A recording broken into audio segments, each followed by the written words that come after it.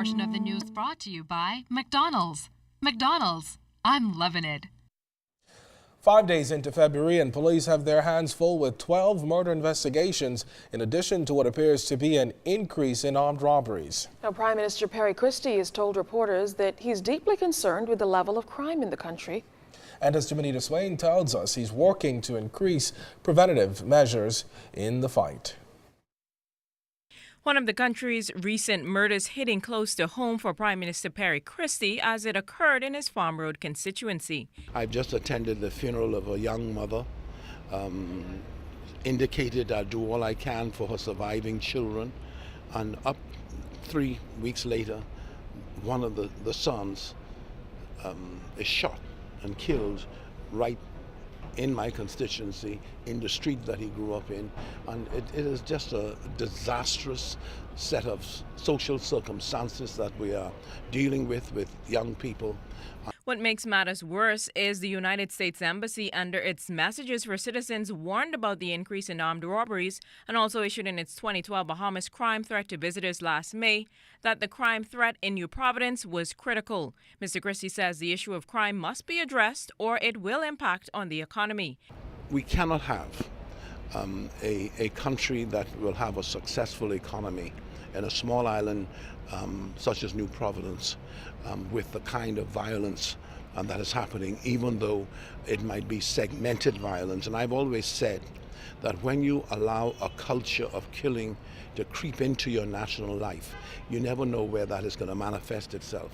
And so, listen, I am deeply concerned about it, and it's a matter that we have to constantly be working at. The Prime Minister says he's in discussions with his colleagues about preventative measures to tackle crime and to ensure that police are equipped with all they need to fight crime. We have to intensify the efforts of prevention, which means, again, ensuring that we have the police presence as much as possible, ensuring that we actually introduce more extensive public relations programs or public interventions in terms of being able to get young people to think about how easy it is to waste their entire life through a stupid decision or a rash decision. We have to have a much broader and a much deeper program. Meantime, as police continue to investigate the country's latest murders, they are appealing to members of the public to stop taking matters into their own hands before they end up walking through Supreme Court doors and behind bars. Juanita Swain, ZNS Network News.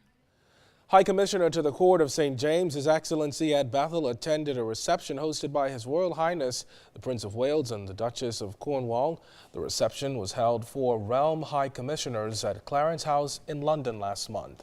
A Commonwealth realm is a sovereign state within the Commonwealth of Nations that currently has Queen Elizabeth II as its reigning constitutional monarch and shares a common royal order of succession with the other realms.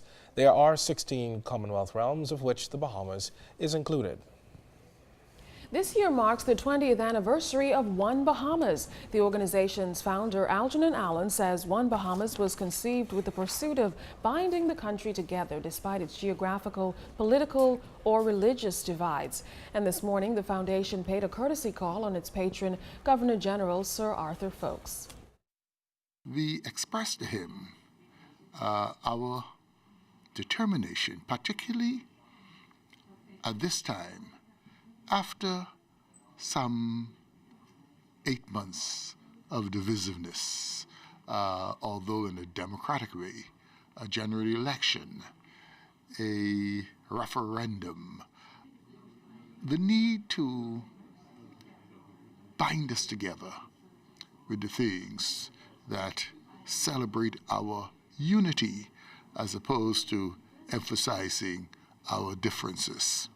There will be no yes or no to our pursuit of our national solidarity.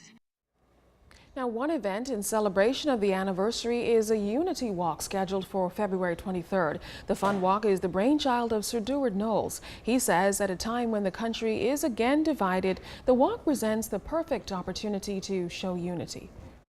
It's a need for unity. You know, we had just in the last couple of 3 or 4 weeks, there's unity in the community. really.